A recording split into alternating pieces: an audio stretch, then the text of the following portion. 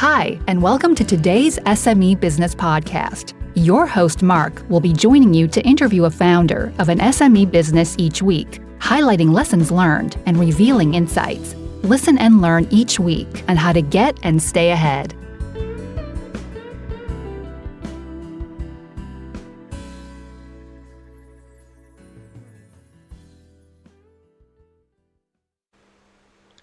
Hi dear listeners, thank you for tuning in for the next episode of the SME Business Podcast. Today we're joined by Preethi Mohan all the way from Australia. She's working on a brand new podcast editing app. She's also a fellow at StartMate. Welcome to the podcast. Hi, lovely to be here, Mark. So just to give our listeners an idea, can you tell me a bit more about yourself and how you got into entrepreneurship?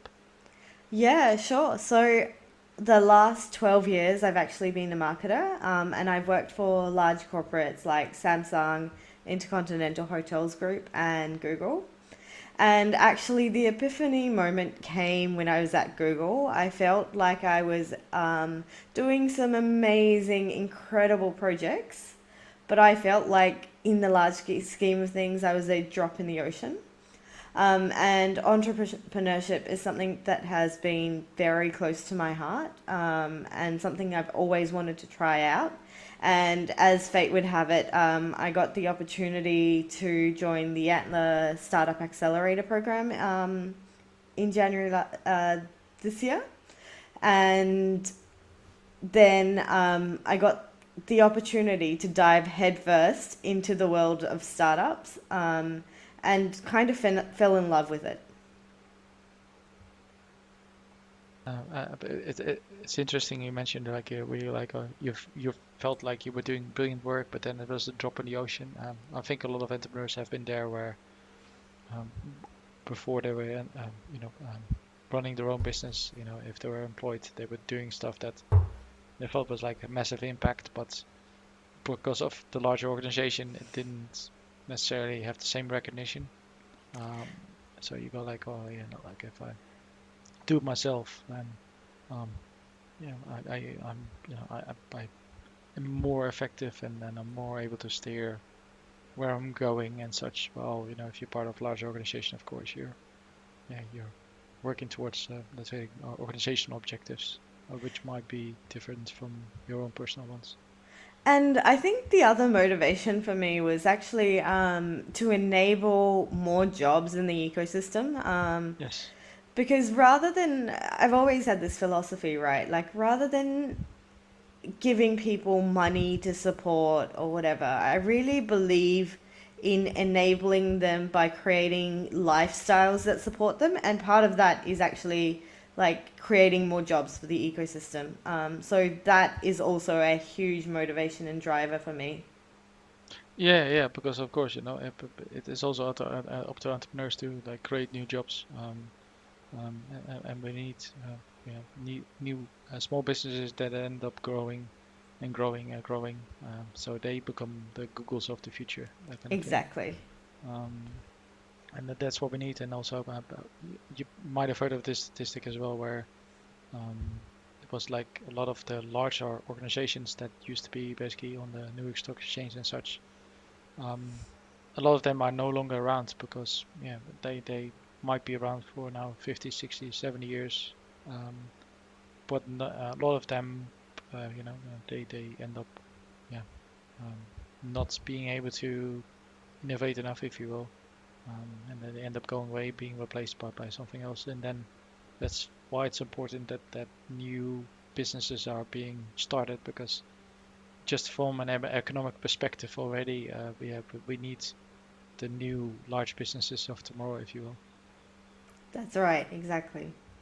So I was wondering as well, according to your perspective, what's the difference between a job versus running a startup?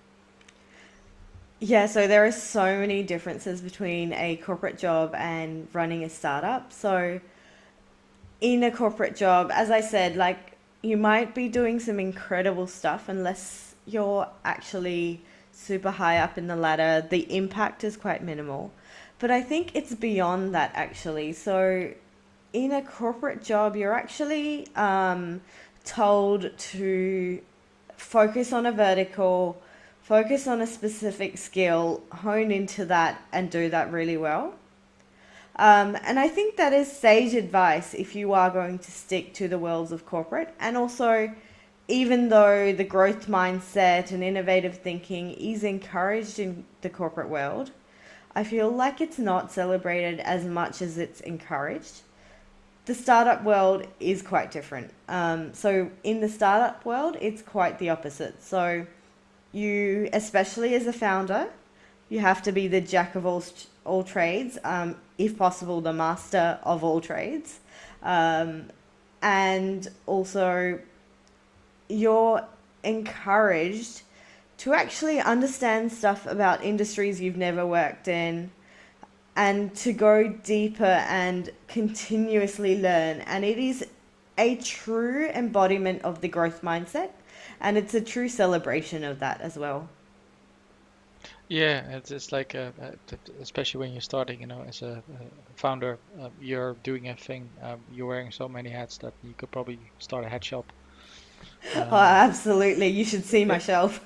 yes, yes. And fortunately, in a way, probably it's good that they're all virtual hats because we would all need to get a bigger house, that kind of thing.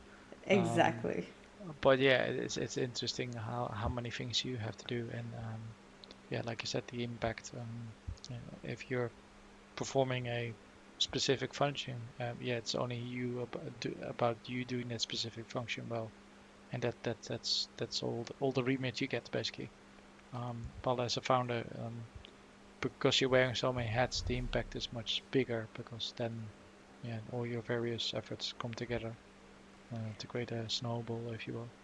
Exactly. And let me tell you, I think in the year that I've been in this startup ecosystem, I've learnt more than the last 12 years in a corporate job. Oh, yeah, yeah. But to be fair, I've heard that a lot where people go like, oh, like I left corporate world and I work for myself now, and God, there's so much stuff that I only now that I have no idea about before. Um, so yeah, it's almost one of those things where I know corporations go like, the fashionable thing is like entrepreneur, and then Yeah. that, and then But let me a tell lot of you, an entrepreneur in a well-established company is yeah, a hugely different ball game to an actual entrepreneur when you're starting yes, from scratch and the brand is not recognized and you're yes. actually building all the building blocks. Yes, yeah, yeah. As people like to say it, like trying to build the airplane while you're falling down. Um, or was it the helicopter? I forgot which one of those of the two. Yeah, so that's the thing. But also, my point was going to say with that one is that a lot of corporations do that, and then it kind of like falls by the wayside because the person actually doesn't wear all the hats, and also can't wear all the hats because there's still too many, let's say, decision processes. Um, and like a lack of remit, if you will. Um, and then then the other thing that comes around is that maybe there is a team that's able to like come up with something completely new, but then having to convince the rest of the organization that they need to do that. That's a whole different ball game, and I've seen yeah, teams sitting there, like hot shots, if you will, um, all sitting behind their MacBooks, stereotype. Um, coding, like they're going to the speed of sound, that kind of thing. But then they're like, oh yeah, now we have to convince the rest of the organization. That's right. I think That's where it goes wrong a lot of times.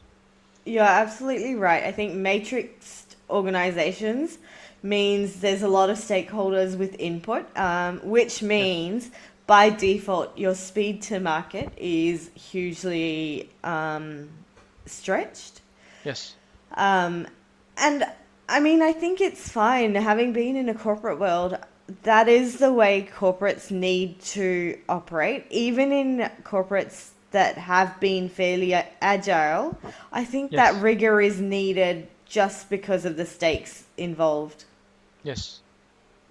Whereas Yeah, startups don't have yeah. that complexity. No, exactly. Yeah, you're not betting a lot in a way. You're not like, if you're talking about like a organization with 100,000 plus employees, yeah, you can't in a way, wholesale change everything because you're potentially, risking, um, the employment of other people. But also one of those things where um, there's not a lot of um, access capacity to then help get people to work on other stuff. And what I'm trying to say is that, like if you have existing product lines and such, even if you can find people that want to work on it, because they have existing responsibilities, it's hard to like cut them loose, if you will, because Yeah, that then is right. managers will be like, but I don't want you to take away my resources like for my resources like for 20% or something of the week. My existing internal and external clients suffer, that kind of thing. I was going to say as well, getting to my next question as well, of course, and talking about startup. So what's your startup? Yeah, so my startup is a podcast editing app, and the whole purpose and the mission of the startup is to actually make it easier for more people to share their stories. And this can be personal stories, it can be your passion projects, or your business story. And I think podcasting, especially, is evolving. It's changing so much, and we just want to make it easier because what we've found in our research and our surveys is that the number one barrier to entry to podcasting is actually the editing. And so we want to make that easier initially by offering a service that allows you to transcribe your audio into text, and then it allows you to edit the text, which in turn edits your audio. So you have text that gets transcribed, you delete the words you don't like, or you copy and paste to reorder just like you would a Word document, and then that outputs a clean audio file. Cool. That's I transcribe as well, but then the editing is different. So it's cool, like you transcribe, and then you're able to edit the audio, which is like completely different than all other apps that I know about. Yeah, exactly. Um, So we want to make editing as easy as a Word document because the average editor knows how to edit a Word document, right? yes. Whereas most of the audio editing interfaces are quite complicated and not made for someone who's brand new to the world of editing and podcasting. No. That's to be fair, like yeah, have some audio background, that kind of thing, Yeah. which probably makes it easier for me. But if you come on literally green, if you will, um, yeah, some of these tools can really be daunting. And the editing, especially if it's the audio bit, it's like like where do I cut off, where do I mute, that kind of thing. Well, if it's in text, it's quite obvious. Where do you have to do that? Um, so yeah, and then being able to then have the audio output again after the editing, that's brilliant. Yeah, and the idea is by reading instead of having to listen to every word, you're Yes. able to cut down a lot of time. So early users have said it saved them, like they typically would take 2 hours to do it. This has taken them 15 to 30 minutes. Wow, yeah, that's definitely quick. I know myself that I can spend I don't know, I would say probably like an hour editing. Yeah. Um, and then I'm getting quicker every day, to be fair. But still, a lot of time goes into it. Um, I was thinking as well. So then you also have the transcription automatically as well. So that doesn't you don't need to use a different tool for then, right? Correct. And you can use Yes. the transcription. It helps your podcast in terms of SEO and stuff if you want Yes. to Yes. I was going to distribute. say Yeah. yes. So yeah, that's two not two birds one stone, three birds one stone, something like that. Yep, Yeah. exactly. Yes. It'd be like a marketing slogan: three birds one That's stone. our new slogan. Yep, Yes. adopted. Yes. I was going to say as well. So you kind of like already explained a little bit, but why is now the right time for the tool? I think what we've seen is that podcasts are rapidly exploding. So if you look at where YouTube was a few years ago, that's the inflection point podcasts are at the moment. So a lot more advertising dollars are put into podcasts. So if you want to make money from podcasts, now is probably the time to get into it. It's also small enough. So YouTube has 50 million people. Podcasting has now just reached 1.7 million. And if you consider this is a global audience, there is still a huge chance to create your own audience from podcasts. And in terms of the number of listeners, like in most of the developed countries, at least 75% of the audience in those countries are aware of podcasting and do listen to podcasts. And it's actually one of the biggest brand building opportunities because people on average listen to podcasts that are 20 to 35 minutes in length.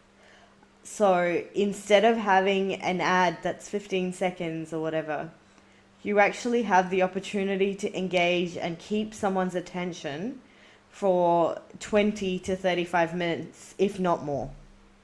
Yeah. I think that's a great point you make there because you have companies pay a lot of money for ads that are potentially flashing before people's eyes, and then the attention is already lost. It's like a goldfish effect, if you will, where it's like I've seen something but I don't remember. While with the podcast, it's much longer, but also more cost effective, and also it helps people know the person behind the company. Exactly. It gives So the personality in the end immediately. it's more in the end we know we don't do business with companies, we do business with people. So if you then attract listeners that then you build a personal relationship with because of the podcast.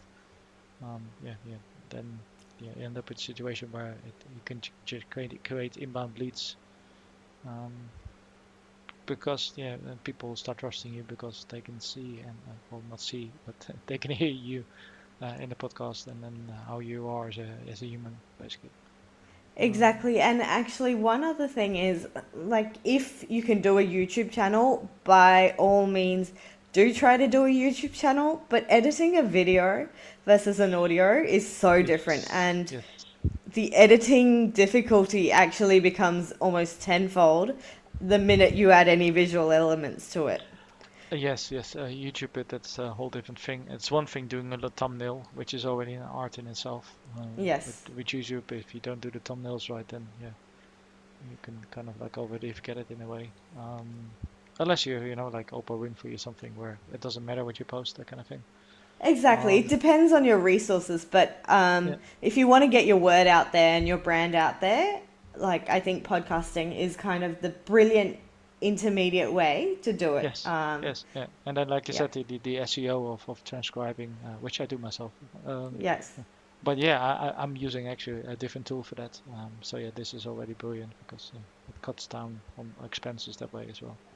Perfect. Um, was was thinking as well. So you kind of like mentioned it's why podcasts are so important. So we kind of like covered that one in a way, because I wanted to ask that one why it's so important for marketing. But yeah, you mentioned already that the attention is longer. Then, that you build a personal relationship as well. Um, And so was actually, what? like for marketing, there are actually multiple benefits. So, a huge benefit, I think you touched on this earlier, is Yes, SEO. yes, So, because most podcasters have website links and stuff, you're able to also create inbound links by using by guest appearances on other podcasts, but also your transcriptions are a way of creating more SEO traffic for yourself. And as I mentioned, podcasts are still fairly new. So having that presence on that medium when there isn't a crowded market will yeah. actually put you far ahead of the game. Yes, because there will be other business that will be like waiting there. It's like, okay, should we do it? And Correct. then like, by the time they do it, you're already in season 2, if you will. Correct. And you got, the process down. You get referrals, so you don't need to, find guests find you, etc., etc. And before you know it, you're in the top 100 podcast for entrepreneurship or something, depending, of course, where you want to be. But yeah, the SEO, the transcription, yeah, that really helps. Like I said, the backlinks, um, from appearing on episodes, that helps as well. Um, and yeah, that's what I do as well. Like link out, because that I know that helps. Everybody, that kind of thing. And similar to And YouTube, you actually build up a community. So it's not a yeah, one-way conversation with podcasts. yeah, It's actually a two-way conversation, not just with your guest, but also with your audience. yes, yes, and also what I personally do as well, run a mailing list as well. Um, Yeah, that's specifically, for your podcast listeners as well. Which then you can say, like, send out like, oh, I got a new episode, here it is. And then you can mix in a few mails, yeah, here and there, that talk about your business, if you will. perfect. So yeah, you combine the two things. But also, I think one thing I want to stress when it comes to like why it's so important is that cheap is like the wrong word to use, because I think it's like a high value content, It's but cost effective. it's extremely cost effective when you are comparing it to things like, let's be honest, Facebook ads, or Google AdWords or such. Um, and also, I think this is even more important for small and medium businesses, is that sometimes, for instance, your keyword could be such that it is actually extremely expensive for you to even like, rank high, or to be able to run an ad, because the keyword that, for instance, that you want to like rank for, is also haunted, if you will, haunted, by large organizations that have like multi-million pound budgets.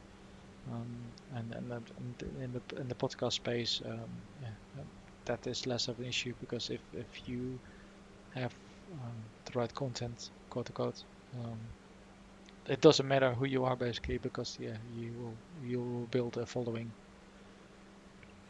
Absolutely. And I think you get as much as you put in. So you get as much out of it as you put in, is what I meant to say.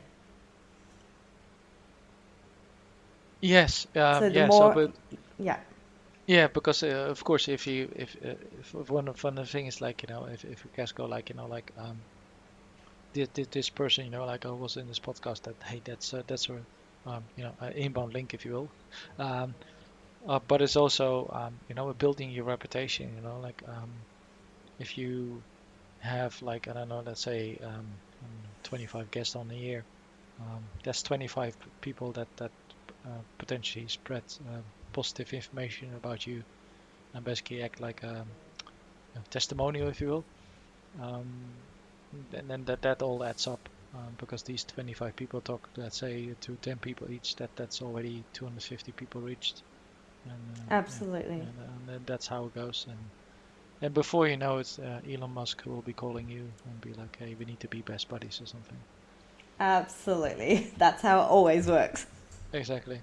Um, so I was wondering as well, it's like, why you're specifically working on this problem to solve compared to like other potential issues.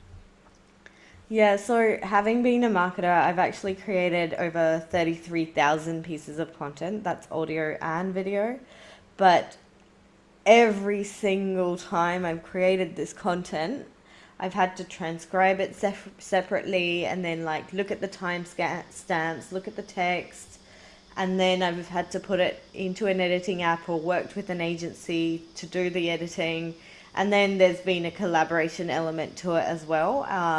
And I just thought with technology advancing so much, there just had to be a better way. And I really want to enable a future where it's easier for people to tell their stories. I think there are some amazing platforms there that allow you to distribute the content, but in terms of editing, it's still a huge friction point, and so Yes. that's why I'm solving this problem. Yeah, because for instance, like I know, like people like using Skype with plugins to then record guests and such, and as like you look at it and go like, well, that's really yeah suboptimal to use it a friendly word. Um, and then that there's other ones that you can record the podcast. But then you still go like, oh, there's a timeline there, and then there's audio, and like what's noise, what's not noise. Um, you know, if only those editing tools would be like from AI, it would start detecting whether this is noise or not. So like that would be one thing, but those tools don't do that. So you end up having to listen to the whole episode, which can be nice, don't get me wrong. Um, but that also means that you can't. Um, your attention has to be there, um, which is like a major thing where you like if you don't pay attention for the whole episode, you can end in a situation that you thought you edited everything, you publish it, and then you find out that you forgot something. And then yeah, you have to correct and you can republish an episode, but yeah, it's not always great. Um, Absolutely, and I think that is something that is a huge pain point, and it's something that we are looking to solve as part of the bigger solution. yes, and I was thinking as well is like um, hopefully we get more directories and such that where you can publish your podcast as a blog. Um, like a directory, like almost like a good old-fashioned Yellow Pages Yahoo directory. Because that would be cool as well. Because if it gets easier for people to edit and transcribe, um, I'm willing to bet as well. There's people that will be like, I'm not in a position to listen to a podcast, but then if I have it transcribed as well, then yeah, I can still subscribe. That's the thing. So yeah, with this tool, obviously it becomes much easier to transcribe, which means that yeah, potentially more audience to reach for podcast hosts. Absolutely. And actually, one habit I've gotten into is actually if there are transcriptions or descriptions available in the podcast, I will almost always skim read them before I actually decide to listen to an entire episode. Yes, yeah, that makes sense. I took, but that's one of the reasons. Of course, like I transcribe for, like you said, SEO purposes. But I also go like, people can go like, okay, is this conversation, covering things that I like? And then, hey, I can press like download. Um, well, if it's strictly audio only, yeah, they have to download and be like, basically, fast forward to the episode, be like, is this something I want to listen to this time? Um, so yeah, that's interesting way as well to approach it. Um, I was thinking as well about the the thing right now, of course, with the coronavirus and then the pandemic. What do you think governments around the world could do better to help small businesses grow? I think there's a lot, and if I were a government, I would be leaning in to support small businesses as much as I could. So, as I mentioned, they are the creators of future jobs. So, I think there's a lot that they can do to support things like initiatives like founder mental health, because I think that is a huge problem that is flying under the radar at the moment. And apart from that, monetary support like grants and everything, I think is so important. Um, and I know at least in Australia, the government do a decent job of providing grants, but it's notoriously hard for businesses to get grants because of the rules. And for example, there's a female founders grant, but if you have investors that are male, even if you're 51% share, I mean, so you'll be diluted, obviously. So even if you're the majority shareholder, you're still not eligible for the grant. Oh, that's And that's really painful, right? yes, And especially when you're at an early stage and every single dollar counts, and especially dollars that do not result in equity dilution, it's really important for startups. yes, So having that monetary support with rules that actually do support the ecosystem and do serve the purpose, I think is really important. yes. And I think the statistics are kind of like the same around the world when it comes to this, where a large or majority part of the economy, like 90% plus around the world, is small business. Um, so yeah, that's I think a gripe, if you will, that a lot of small business organizations um, have with governments around the world will go like, yeah, you're putting all this focus in large enterprise, um, but it's the small businesses that actually are spending locally. It's building the businesses tomorrow that will employ the many. Um, so yeah, I think a lot of governments to be honest, dropped the ball on that one. And yeah, fingers crossed they come around and do better. Yeah, to Um, be honest, I think it's small businesses that could use all the help. Like, to be honest, the large companies, they have ways of sustaining, they have relationships. If they have good enough teams, they will find a way to survive. yes, Um, but the small businesses, every little ounce of support actually helps. And it's the difference between it staying as a small business or going out of business to actually progressing and growing into a larger business. yes, yeah, because a lot of like you said, if you're a large enterprise, for instance, now with COVID, yeah, but basically if you had a sound business and like the business is still around it as and it's not seasonal, that kind of thing. A lot of them can like get bridging loans because the business model is not going to go away, if you will. And of course, the business is big enough that they're still making enough money that they can pay back that massive loan. Well, as a small business, yeah, those loans are not there until you get to the point where basically, yeah, you end up being larger enterprise where you don't really need the loan anymore, and that's when they start loaning to you, which Correct. is like the other way around, of course. Again, I get it, like the powers that be and that kind of thing. But yeah, it needs to do better. So yeah, this question I ask everyone because I secretly hope that governments around the world start listening to this podcast and go like, you know what, I start noting down some ideas because yeah, some things need to change because I think in general the whole economy is moving more to people working for themselves in one form or the other. Um, so the government denying that trend line, if you will, is not really helpful.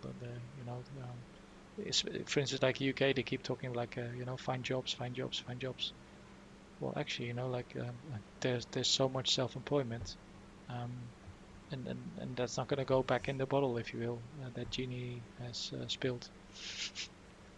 And Um, I actually think um, there are organizations that have appeared who do it independently of the government, and they're doing a brilliant job. So even if governments connect with them and use them as the enablers to foster this ecosystem or support them, that's an easy way to actually help improve the ecosystem. yes, yes. So of course, the listeners will be fellow entrepreneurs, but also will be listeners that are thinking about starting a business. A question on behalf of them. If a budding entrepreneur would ask you for one piece of advice, what would it be? So the biggest thing that has got me through this year is resilience. I know resilience has been thrown around a lot, but for an entrepreneur, it's everything. So stay resilient, and how you do that is by finding your cheerleaders and also having your vision and being unwavering in your vision. So figure out your North Star, follow it, and make sure you have people to support. Yeah, that's a great point. Resilience. Like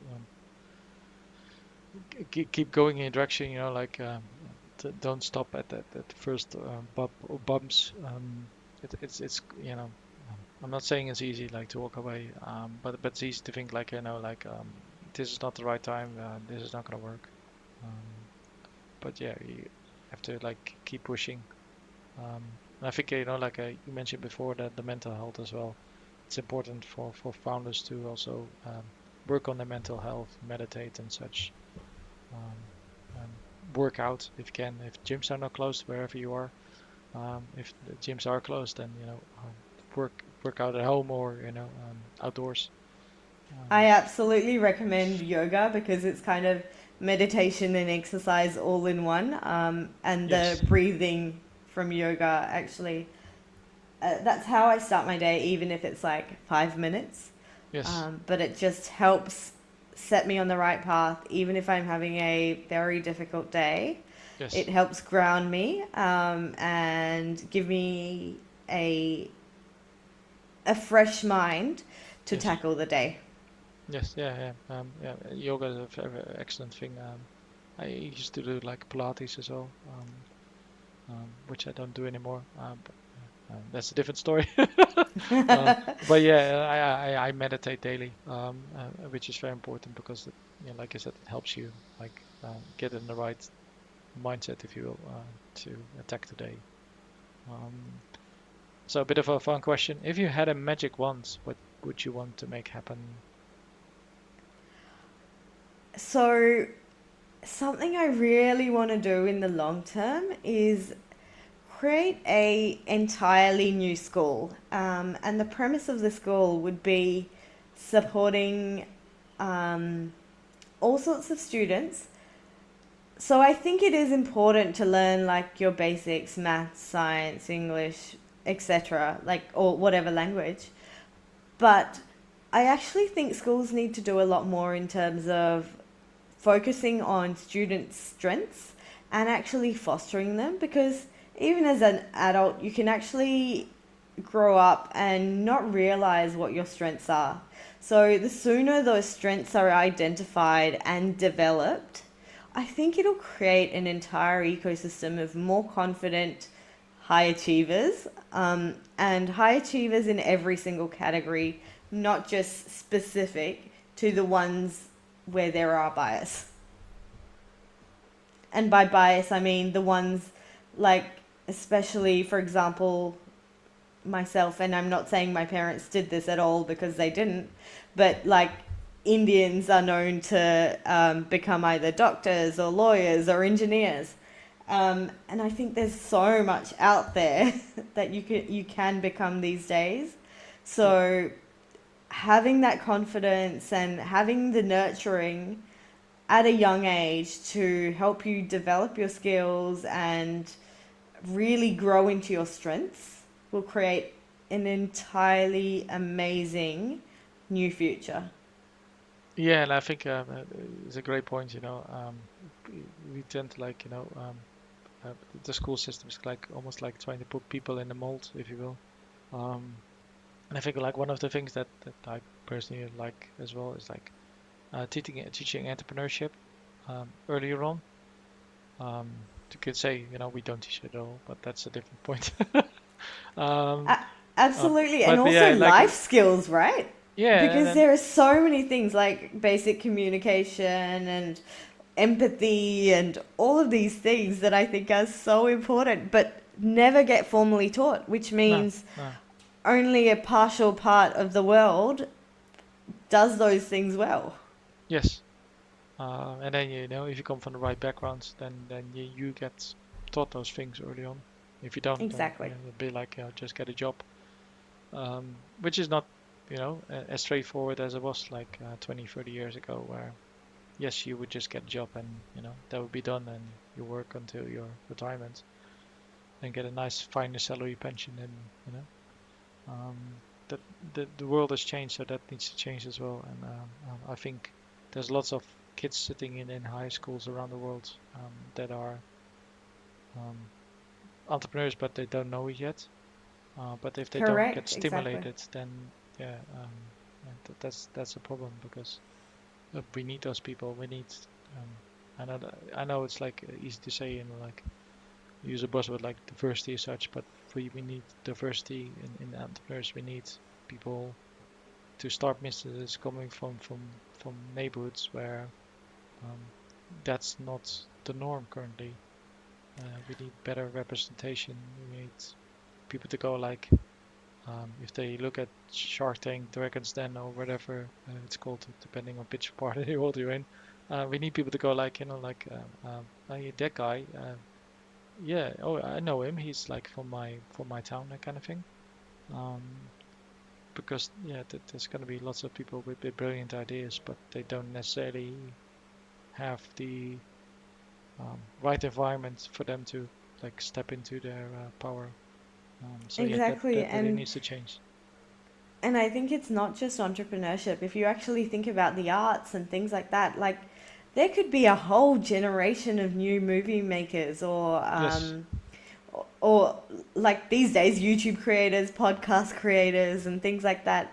And I know, for example, a friend of mine only at the age of 45 realized what her true calling was. Ah, okay. Um, and she had been in corporate jobs and everything before, but realized that actually her passion was for the arts, and that's what she truly excelled at. It's just that she never received that opportunity earlier. No one ever told her that this was a strength, and it was only at 45 that she discovered all this. So I think discovering it earlier just opens you up to so much more and helps you lead like a much more fulfilling life. Yeah, and then avoids the like the dread of midlife crisis kind of thing where people go like like I've been doing this for 20 years or whatever, but is this really what I want? Um, and well, if we give people more handles earlier on, they can still make the same decision, but at least they are well informed of what is possible, um, other than the beaten path, if you will. Um, so yeah, hopefully that changes, and I think um, the, the whole thing doing virtual should um, decrease um, the distance virtually, as in give the opportunity for like entrepreneurs to speak at schools and such. That wouldn't be great, like to get like I don't know like Tony Robbins or something to like address like charter schools and such virtually. Yeah, So some kid absolutely. goes like like I don't know like I forgot the guy's name from Fubu. Um, Oh yeah, David John. yes, like and then basically have kids go like what? Oh, if he did it, then I can do it. And that's really like um, I think what I'm trying to do with this podcast as well is um, like provide a stage, not for the people that have all the right connections already, um, but provide a yeah, let's say soapbox, if you will, um, so more people can start believing in themselves. Yeah, absolutely. And this basically this entire COVID experience has actually leveled the playing field. Yes, exactly. So anyone from anywhere is now accessible Yeah, because remote is the way of the future. yes. And I know there's some organizations that going like, we'll go back and people can only work from home 2 days a week. But what these organizations are all forgetting is that other organizations that are literally direct competitors for the same talent are saying, no, we're going to be remote first. Or basically, or not remote first, but basically you can just work remote.